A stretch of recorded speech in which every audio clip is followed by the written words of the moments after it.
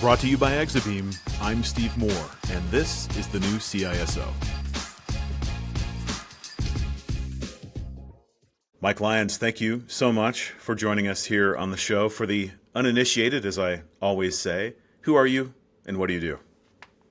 So you got my name. I am the CISO at Cribl. We are the data engine for IT and security. And yeah, I've been the CISO here at Cribl for about 18 months or so, and it's been quite a fun journey. You guys are very, very busy, very active, and any CISO role is going to be busy, but in the role like yours, it's probably extra so because there's many different hats that I know you wear. But we'll jump into that. But before we get into present day hats, you used to wear a different type of hat. A toque. I don't even know. I'm not even smart enough to know what that is. Tell us. So I thought it was totally natural to go from a culinary background and going to school to be a chef and flipping over into the security world. I went to Culinary Institute of America, an amazing, beautiful campus. It's actually a great destination for you and somebody else to go and have a good time. But I went to school to be a chef. I would say that it probably set my work ethic at all-time high. Most people equate working in a kitchen with working a lot of hot and sweaty and pretty grimy hours, and I would equate that to my style of working even today. I'm not good at it, not good at not working, but I got a summer job, and it was working for a friend's IT company, and they needed somebody to move printers, and I was really good at picking things up and putting them down. And so I could do that with a printer. Well, so before I want to go back to something you said about, to be fair, I've done a lot of different lines of work. I've never worked in a kitchen. I've worked construction. I've worked on a farm. I've done,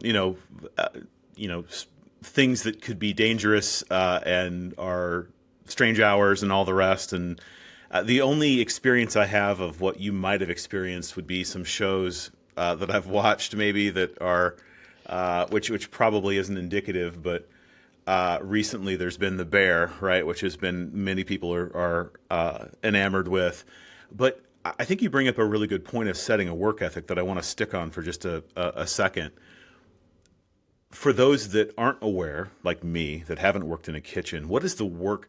What are the kinds of things that you are forced to learn as an individual, but also as a smaller portion of a larger team that is completely interdependent on the success and the preparation and the thoroughness and thoughtfulness of a lot of other people? Is there a tie that binds, me coming from a SOC background and working on a farm and other stuff? What can you highlight on that as a leader?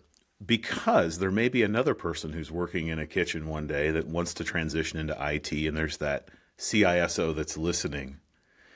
Highlight that for us. So I'll maybe have two answers that actually I believe end up really helping people with their career. The first answer is speed and accuracy. That is paramount in a kitchen. Now, accuracy in a kitchen is very different, but you can imagine how many times you ordered a steak and it's been served to you exactly how you wanted it served. You really enjoy that, and so that's a good story. I'm sure you have experiences, in the contrary to that to that version of the steak being served. So in the culinary world, you basically, if you're going to school or you're just starting in the culinary world, most good chefs will hand you large cases filled with onions and a knife that you hopefully are familiar with. Hopefully it's your knife, and hopefully it's sharp. And then they tell you to cut all of those onions into a shape or two shapes or three shapes. And in the beginning, they give you some time and show you how to cut them. But pretty quickly, like within the matter of a day or two, you're going to be cutting those things very quickly. Very quickly. You're also going to try not to cut your fingers off while you're doing this thing. And they should all be exactly the same size. Because if they aren't the same size, they cook in different ways at different temperatures, and they get destroyed. The second part, maybe the second sort of parallel, I'll say, and this is something that I actually talk about often within my team, and people that work with me have heard this a million times. There's a really wonderful, beautiful movie, biased as hell because I'm a culinary person, called Jiro Dreams of Sushi. And it's the famous story of a sushi chef who just goes on perfecting his craft. And I think that's something that translates into any industry, and very much so translates into ours. And I think maybe we'll talk about some parts of it, and maybe I'll bring that back as we continue to discuss today. I have not seen that documentary. I'm aware that it exists, and I've actually been through the station because he's at least he was. I don't know if he still is. I've not seen the show, but Still going in his 90s. okay, yeah. No, and I like that. I like the speed and accuracy, the cutting of onions, consistency. And you're crying the whole time because they're onions. Right. And then perfecting a craft. So you're doing this, and I can relate with this as well. Now they're saying, hey, move objects, move a printer,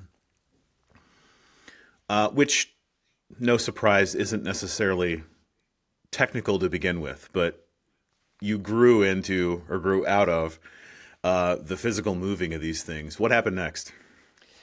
So the reason that I was hired to move these printers is it was an advertising agency, and they had just become the AOR, or the agency of record, for Xerox, and they had HP printers, which most of us at IT would have argued at that time were much better printers.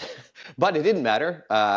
Out with the old and in with the new. And so these printers were huge. This was mostly like accounts payable size printers, right? These things are refrigerator sizes. And the woman who helped me, or the woman I was helping rather, sorry, she didn't. She helped me a little bit later. She was about 4'9", and the printers weighed about 60 to 75 pounds, and she weighed 60 to 75 pounds. And so, Right. and so I was the cart pusher. I would lift the box up, open the thing, and put it down. And this woman was super gracious in teaching me some of the basic things after I was just sort of following her around. She was probably also annoyed with me following her around, frankly. And to her credit, I was probably annoying the hell out of her as well. And so she taught me, like she said, would you like to install a printer driver? And I sort of responded with, I have no idea what you've just said to me. So she taught me 3.5 inch floppy, plug it into the thing, and here's what a printer driver is at a high level. Were you at that stage, is this just a vehicle in that moment to earn extra money, or did you think at this point that this might end up being a regular job? Not a career, but just something that you would stick with and say, hey, maybe I hang around here. Maybe this is second work, a second job. Maybe this is whatever. What's in your mind at this point? This was a summer job. I was going to go to Cornell and get a journalism degree and become a food critic in Napa Valley. That was already in the plan. I had met the food critic for the Napa Valley Register. He said he was going to be retiring in about a handful of years, and he needed someone to take the role on. And he and I had spent a bunch of time together, and he said, yeah, I'm just going to make you my protege, and I will, hopefully it'll work out, and you'll be able to take this job. So I needed a summer job, needed some money. How old are you at this point? 21, which is being 20 and 21 in Napa is a slightly challenging thing, considering what products they make in that age. Well, yeah, I'm just thinking that you had a lot more of a plan at that age than I did, for sure. I also didn't know what the hell I was doing, but to have that sort of mapped out at that point. I stepped in it. Don't give me too much credit there. I looked at an opportunity. Okay. And pretty impressive, though. I'm a kind of person who sometimes can spot opportunities, and I like to run to them as fast as possible. That could be the culinary thing, right? That could be, maybe it's in my DNA as well as being a cook. But you're moving printers, and it's a summer gig, and you've just installed your first driver, and now you got a printer that works. But you're going to Cornell soon. Mm-hmm.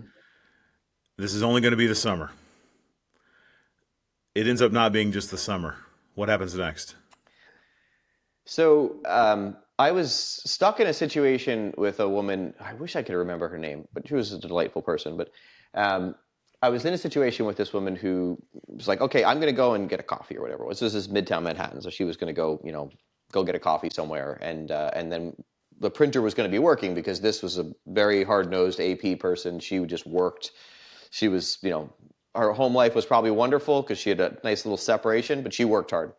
Um, and she comes back, and the printer is just about operating. And she said, "Well, while you're here, I also can't send email."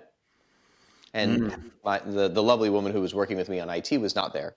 And so she's like, "Can you fix that while you're here?" And I'm like, uh, not wanting to upset a client, right? And I'm a Right. service culture person from the culinary world, not wanting to set up the guests. I said, "Yeah, just give me a couple of minutes," right? So then I like frantically am dialing every phone number where I believe my IT partner in crime is operating. And while I'm doing that, I'm just doing what every IT person does. I'm turning things off and turning them back on again. And lo and behold, that worked. And she was like, "Oh, thank you. That has been bothering me all day. Um, Thanks for helping me. You solved my computer problem." And I sort of had a fleeting moment of this. This can't be that easy. And I'll tell you, that was probably the first week I was there. That was probably like Monday I started moving printers, and Friday like that event happened. Within a span of a few weeks, I got into other situations similar to that, and I did something slightly fancier than turning it off and turning it back on again.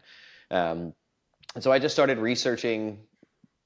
Someone showed me what Alta Vista was at the time, or maybe it was Ask Jeeves, sort of pre-Google. Yeah. And I had stumbled onto a forum, a sort of a white hat, black hat forum, and started reading about how various parts of computers worked. And I spent a lot of time just consuming new information. I'd like to say that part of my brain was not being used at all in the kitchen, and therefore it was sort of fresh and ready for hydration.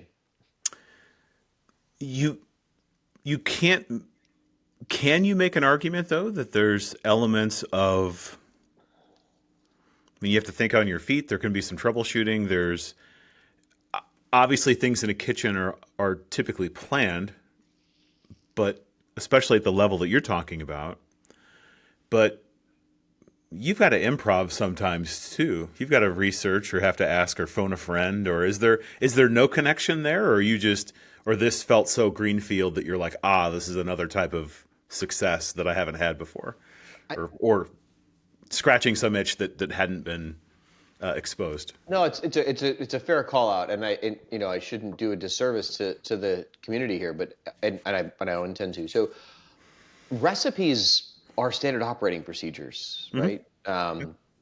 And there are policies in school. They're called like the famous chefs before you who sort of cut the path, like the Escoffier. There are the equivalents in our IT world.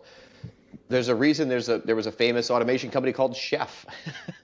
It's Oh, because really? there's Okay. tons of parallels between the two. And I think that when I even look at something, like if I'm looking at a policy or if I'm going to communicate, in many ways I map it back to like how would I want to consume this information, which is also code for how should the menu look, Right.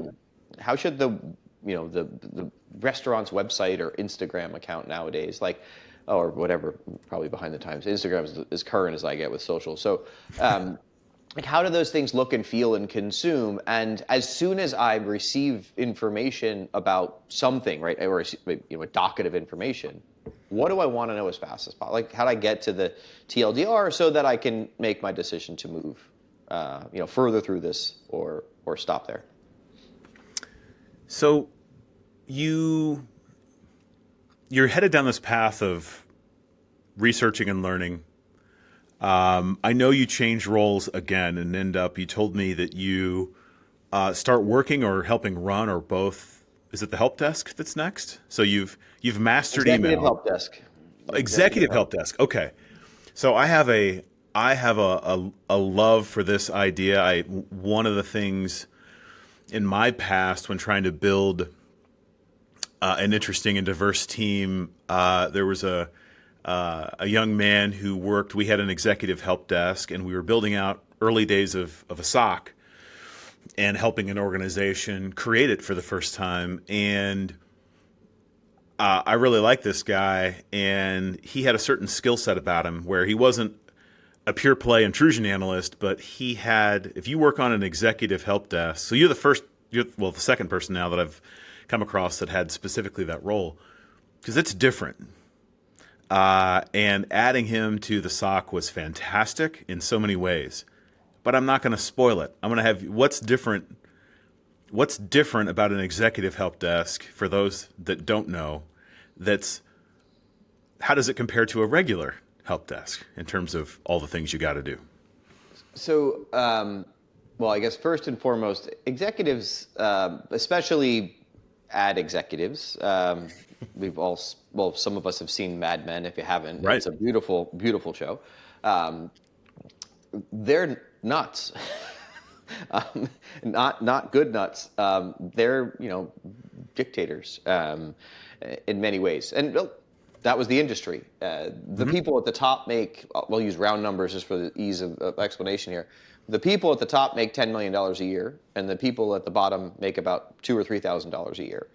Right. And you can't get into advertising unless your parents are rich. That's kind of how the industry worked for many years, because you couldn't afford to live on what they were paying you, Right. as what they would call an account executive. So the difference, to answer your question specifically, like white glove service is an understatement. I remember distinctly going in and taking photographs of the desk and the chair and the way the room was set up when we would go in to service a computer. So the executive wasn't even there. We would just go in and this way the pen. I think Jack Welch famously, that was like one of the first digital cameras was bought by his IT team so they could go in and take photographs of his desk and then look at the camera and immediately like I don't know why they didn't buy a Polaroid. It sounds stupid. I mean, You're kidding me. No, so that they could line the pens up. I mean, he famously, his time was managed to minute, down to a minute. And they knew how much it cost. It was something like $10,000 a minute or something was his, the actual cost to the business. We could argue about Jack Welch's impact on GE and whether or not that was a good thing in the long run. Right. But at the time, he was who he was. I love. I mean, so this also has. I've only heard of this in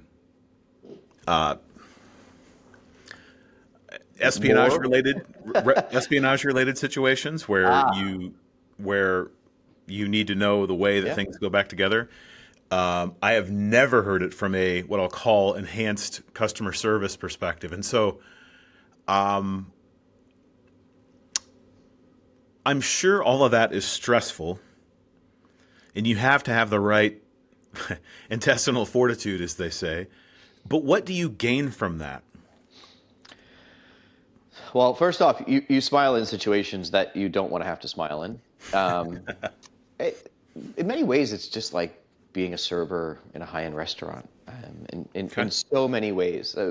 So I think the difference between the executive support and non-executive support, and I think executive support is less of a thing than it used to be. There's still definitely aspects of it. Mm-hmm. But you're going to go in, they're going to say, the thing don't work, right?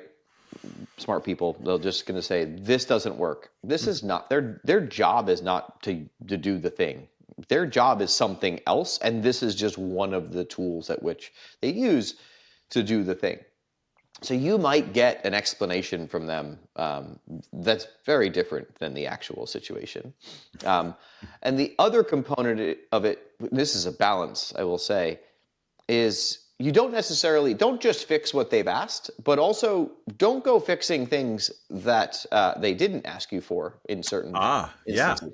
And that delicate balance of, well, if that toolbar there was just a little different, don't go messing around in that neck of the woods. Don't touch it. Their muscle memory is exceptionally high. Like, don't mess with it. Like, iPhones are fantastic tools now because I think they looked at like the maniacal Steve Jobs and said, well, if he can just use it, then anyone in the world can use it. Right. Yeah, that I think though also if you're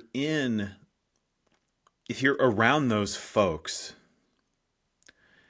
and have to figure out the right way to interact, and it's sort of like in a weird way expert witness work where you tell the truth but say as little as possible. It's like being audited. Yeah, that too. But then also I would wager that having that exposure conditions you sort of before your time. So if you so happen to move into an executive role, you've already had exposure to this archetype and understand how to pause, how to not maybe get upset, and to deal with those folks and their expectations, and maneuver them, maybe even win them over. And I think that may be. I'm always fascinated by by accidental secret weapons in life. So you have a condition that may not seem that great in the moment that then accidentally prepares you for something in the future. Mm-hmm. I'm always searching for these things because I find they're absolutely fascinating. And this, I think, is an example. You can start to see with you these threads of service and of maybe tolerance, but also discipline in certain things, right? Of getting trained in that type of kitchen muscle memory. I really enjoy that. And so again, the reason why we do this show is it's not, it a little bit is for you, but it's not really for either one of us. It's this idea of virtual mentorship. It's for the next Myke or the next hiring manager that might be talking to the next Myke. There's two things come to mind. Well, maybe to be additive. Mm-hmm. One, in culinary world, right? During service, it's chaos in Mm-hmm. some organized fashion, but generally chaos. And as a security person, there are moments at which there is total chaos, and dealing with security incidents are one of those moments. And one of the things that separates, I think, the great operator security person from a great, maybe more engineering oriented security person is that the operator, when the chaos happens, tends to be calmer, Mm-hmm. sort of moments of clarity, whereas the engineering person isn't. However, in the inverse, when it comes to execution against particular project timeline or building something, the engineering focused one tends to shine, if you will. So I think for me, I'm an operator like security person. When a security incident is happening, it's that moment of just sort of like start to see from like it just like I can see where I'm going to do the next thing or direct some individual, or someone's going to direct me and I'm going to know what that direction means. I think my mapping back to that industry, maybe that comes to light. Sure. I think so. As we step through time, I think you told me you moved to GE and then within the knock, and I know you did some greenbelt training. No, I don't use Sigma anymore. Sorry. That used to be And I such a will big not be thing. calculating Sigma for us today. That used to be such a big thing. Big Oh, deal. oh yeah, green belts. It was all the rage. We did. So it was the first time I had a chance to build a product, which was kind of cool. Yeah. And so that was an exposure. So how does a product, what is a product, all that sort of stuff. Right. Determining, you're trying to predetermine what the success of the thing was. That was kind of what the greenbelt training was all about, like project management. There's definitely skills there that I would continue to retain. through my career, and I've sometimes looked back at those things. But I think just the idea or the option of being able to build a product. That product was a software distribution system, Hmm. and so from a technical perspective, I also got to spend a whole lot of time about how computers, receive files and remote execution of said files, MSI packages, and Yeah. again, basically just a recipe for installation of software. How do you put these things in those places and flip the bits in the right way? Yeah, MSI packages. There you go. That's probably it's another recipe for you. Absolutely. Now, when did you leave GE? Did a year, quick year. Wanted to get into networking and Right. um, started to kind of get a little more obsessive about IP, just generally IP Mhm. and that sort of thing. I, famously to myself, just had no idea what subnetting was, and it was like I just kept trying to learn subnetting, and I had Right. a printed out subnet calculator on my desk, like on my screen, and I just couldn't figure it out. And then I don't even know what it was. Like it was literally a flip. Like I Yeah. remember being in the room and having no idea what the hell I was looking at, and then all of a sudden I was like, oh. Yeah. Yeah. It Yeah. probably was audible even, right? It was probably audible when I said it. But I was like generally in my own head. I wasn't like having a conversation with somebody where my brain fired on the right cylinder. But yeah, Yeah. and then that was like the moment at which I was like, oh, I like complicated networks. I wasn't very good at them, but I liked them, and so switched over to a knock, which effectively became a SOC over a period of time. But back into shift work, and it's like being in culinary, right? Back into shift work. And then I had the fortunate opportunity of going from a global knock in a single location in Midtown Manhattan, clearly not the cheapest real estate, to building out a knock in the UK. We built a Hong Kong and a UK knock, so we did a follow the sun model there, and that was a great slog of a job. The UK was wonderful. I love it there, and probably could have lived there for longer. But I came back to the States after about 4 years of being there, building the knock, to do my first official 100% security job. Ah. And specifically, it was in telemetry and log management.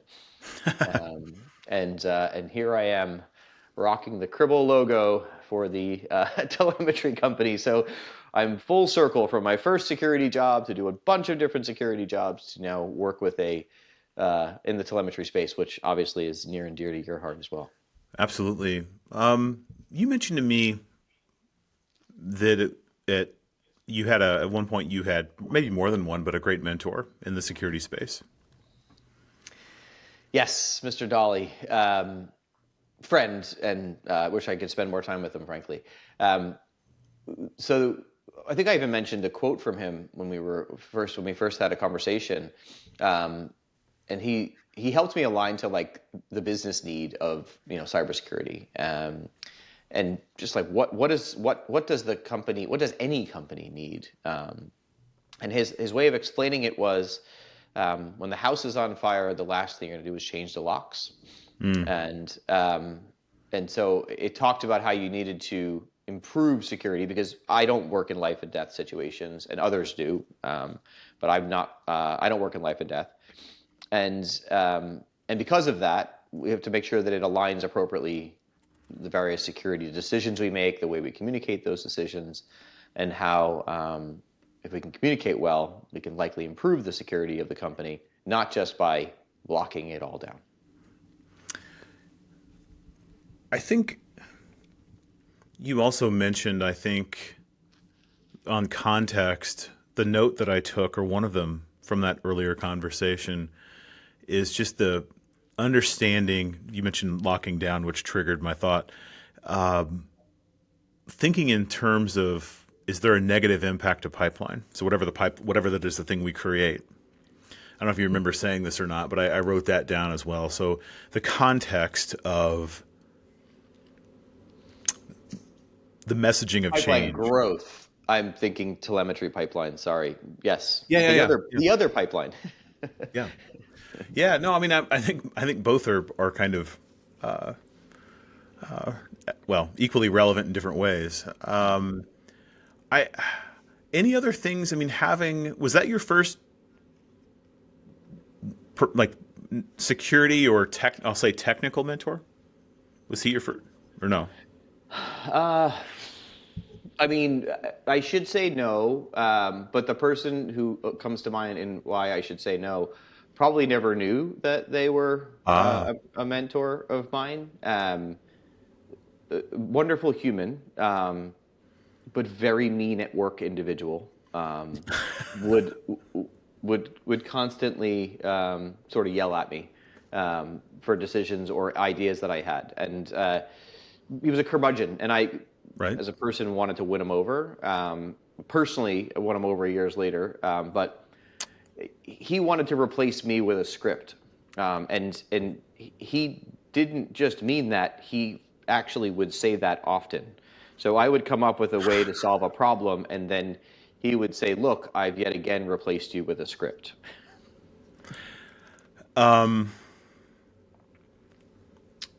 Well, looking back on that, what do you take from that? I mean, he was teaching you something, and you took something positive from it. In the moment, it was not much fun, but obviously not maybe the nicest way to say things, unless he was just kidding. But even that is some pretty dark humor. Looking back on that individual, which I can tell you appreciate, what was the lesson in the moment, or what's at least the lesson now that you appreciate? The sarcastic answer is that we could be replaced with a script. Well, true, true, true. Beyond that, Well, beyond that is you need you well, maybe actually directly related to that. If you're not improving, then what are you doing? You're probably not in the right field. If you're constantly learning and consuming new information relevant to what you do, then you're going to win. Like, just always, this is a learn forever job, yes. and I mean that is not CISO. I mean just, technology is a learn forever job. There's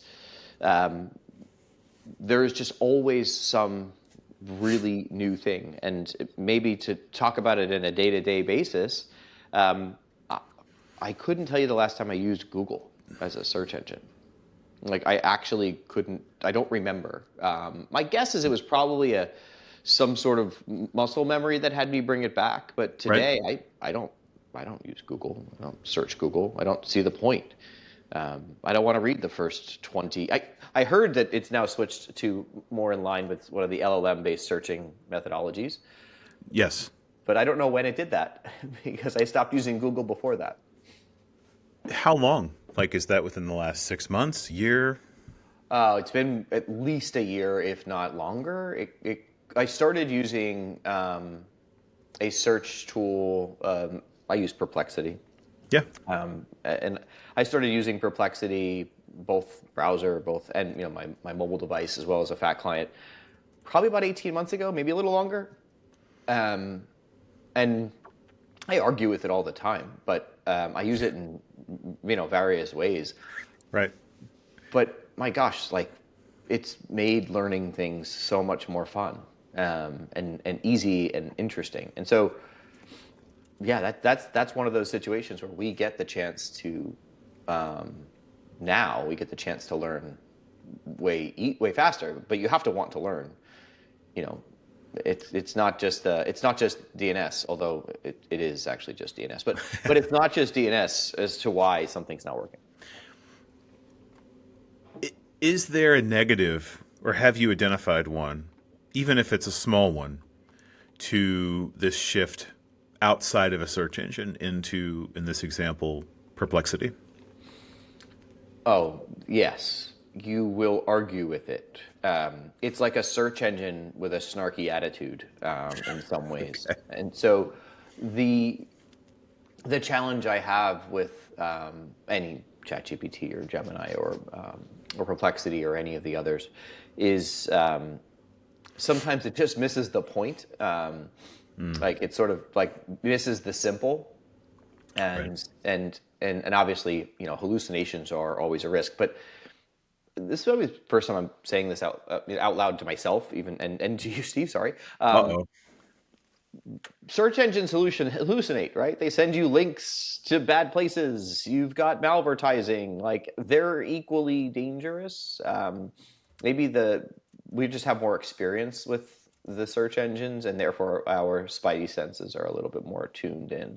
And maybe we'll get there with LLM based searches. Well, and sometime I should say that it's the goal to send you someplace else Mm-hmm. Oh, based on stack rank. advertising ranking and other things that come up. And, maybe you can avoid that, but not everyone can. Not everyone is adept to an understanding of, wait a minute, that's not really what I want, even though it's being presented to me. So that may be a mechanism to avoid some of those problems as well. Hey, I want to take a second. We're getting close on time, but this is a huge topic. We could probably collectively write a class on this. We don't have the time for that, but I wanted to speak a little bit about client, customer management in a crisis. There's an example that we were chatting about before the recording. It doesn't do any good to highlight the companies involved because we all have issues we have to work with, but it kind of popped an interesting topic on what not to do. And sometimes a live example is the best thing to use. It's a good sort of narrative. And this is an example that is affecting your company directly, not from a security risk standpoint, but more from an operational standpoint. And you're sort of in the middle of it. And that, again, that's kind of off to the side. But there's these conditions that present themselves that we see some companies lose immediate credibility simply in their choice of how they conduct messaging around a problem. You've got a lot of thoughts on that. Initial thoughts on that situation, and maybe starting off with what not to do in these examples if you're in a spot where you're needing to interact with clients and there's a problem at scale. Yeah, I would say the thing in this situation, right, is a client management software world, CRM world, right? So you would assume someone in this space who literally their software is to help deal with customers would deal with customers better. But alas, one thing that I thought was very good. So maybe I'll start with a couple of goods, and then we'll just weave some of the don'ts. They had a town hall, or whatever you wanted to call it, office hours. I think they called it a town hall, and now they've switched it to office. But they have a call every day since this issue happened. It's going on 5 days now since the issue occurred. And as a result, it should call out that the software is down. Like the actual, this software is meant to connect to this software. It doesn't work because this software shut it off. So we jumped on this thing after having little to no information. So that was great. The construct to have an open forum. There's about 6 or 7 people in the room on their side, and there's hundreds of customers on this call trying to understand what we should do, right, as the customer. Like, how should we look for potential, bad actors or data loss or data impact. And the person who was speaking, as the questions were coming in, because the intention was, we will take you off mute and you will ask a question, and then raise your hand and we'll put you in line. And that's how they were doing it. And there were some basic questions, and but it got to just sort of a security person was asking a very solid security question, not one of those, hey, you lost my data, how dare you kind of questions. It was more like, so we're running this investigation and we would like to know what logs we would start to grok. And the product leader from that vendor began to trivialize the forensics investigations that all of us on the call were doing, and saying, you don't need to worry about that. Like a statement effectively like that. And immediately that person lost all credibility on the line. Everything that that person would say, the rest of the people that were asking questions were directing them to others.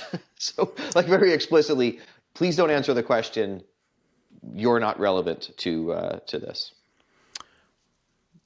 Having been on both sides of those calls and even being in a spot where you're advising the people, coaching them before the call, it's really important to understand, again, tell the truth, but say as little as possible, but also know kind of the role you fill and to know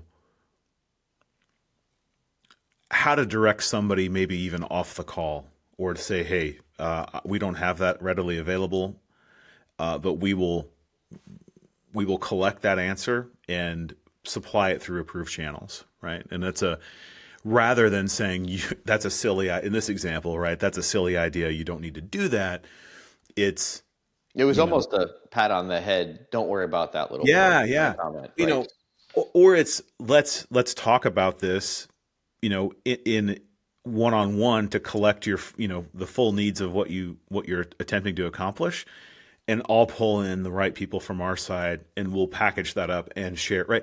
There's a couple ways you can do that doesn't put everybody into a situation where they're going to rage. And that's de-escalation. So how I'm hearing, and maybe the way I would think about it in my mind is, if you don't know the answer to the question, there's absolutely nothing wrong with that. Right. It's okay to not know the answer. You bring up, again, this is another thing that is maybe could be an hour conversation, at least in my simple mind. Getting to the point, let me phrase it this way. As a young man, I didn't have the ability to say, I don't know. I instead would fill the air with bullshit. Mm. It takes a certain level of confidence to say, I still do. So. But it takes a level of confidence, maturity, something that I didn't natively have, and I had to reach a certain point in my career.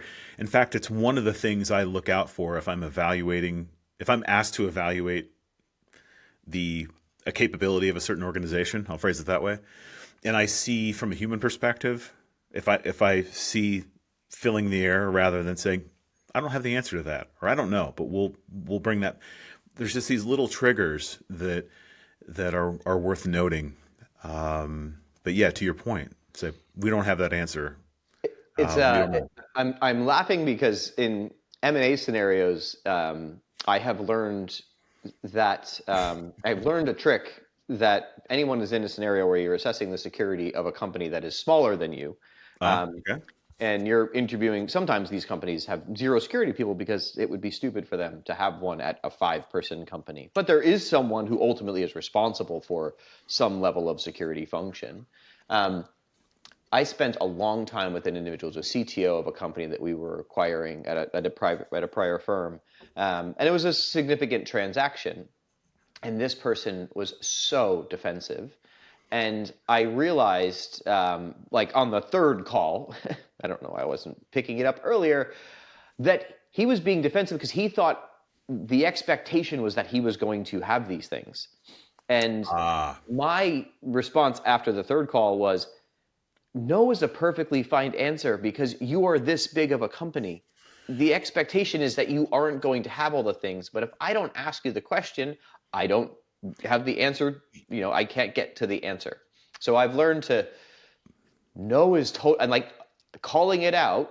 You not having a comprehensive endpoint DLP solution of a team of 12 people is totally fine.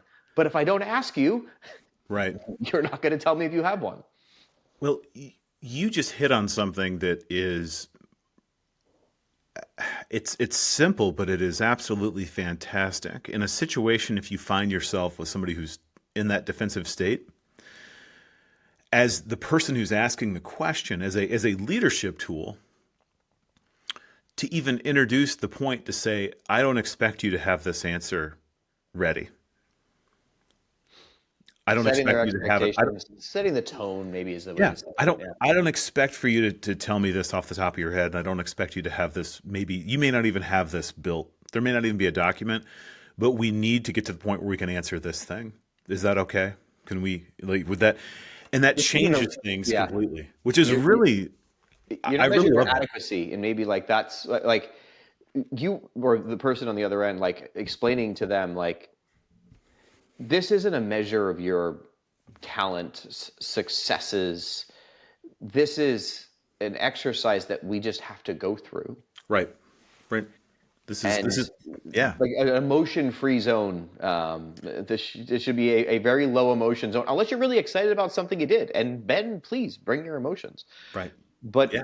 but I learned that, and since then so like I've had unfortunately many security incidents I've had to handle over the years, and I've brought that to the situation when someone is having a security issue and they're the victim of a phish, for example, right? And this goes into personal life as well, right? Family members that clicked on a link or got fell for some sort of scam, and they're really down on themselves because of it. And I'm trying to explain to them, like, the people who attacked you are professional criminals. Like, Right. you are not a professional defender. Right. So Right. don't beat yourself up. Good point. Hey, we are just about at time. I could continue this for half the day, but the listeners might get a little bored. But this is ripped by in terms of time. But there's one final question I ask, and it's a way to kind of recap the show, which is pursuant to the name of our show, the new CISO. And you've covered a lot of this stuff already. But what does being a new CISO mean to you, Myke? Know your audience, know your customers, know your clients, know your guests, or think like them. If you don't know them, think like them. So just sort of, what's the service that you would like to have delivered to you? What's that experience like for you? And I think as a CISO, the thing that's really important for me is, and we all talk about this often in security worlds, but culture, the security culture of a company. I think the only way that you can really get great security culture is to empathize with the person and try to explain it in a way that is digestible and understandable. I like to think about it that way. So policy, I'm making a change to our password policy right now, and I'm trying to just express that, like, this is why we're making the change. Here's the math if you want to read it, but it's okay. It's actually not hard to do this, right? It's the horse battery blah blah blah stapler, the Monroe, the XKCD comic from all those years ago, trying to explain those things. So take that perspective, and as a new CISO, just running with defense and holding on to all your stuffs. Go one-to-one. If you get somebody who says something that you think is a jerk statement, go one-to-one, reach out, find out, ask their perspective, learn about them, find your influencers in the company. I would say that's my good point. That's the thing that I would, because it will pay back in spades. For me, it has in my career. Finding the advocates is a huge step. It's always good to have someone say something positive about you, or at least supportive when you're not there. And having a couple people that will do that, immeasurable. Myke, thank you so much for being a part of this virtual mentorship experiment. I've really enjoyed our conversation and look forward to chatting again in the future. Me too, Steve. Thank you so much for the time. It's been a great chat. Thank you. That's it for this episode of the new CISO. Thank you for listening. Check out more episodes on exabeam.com/podcast, and remember to rate, review, and subscribe to get brand new episodes first.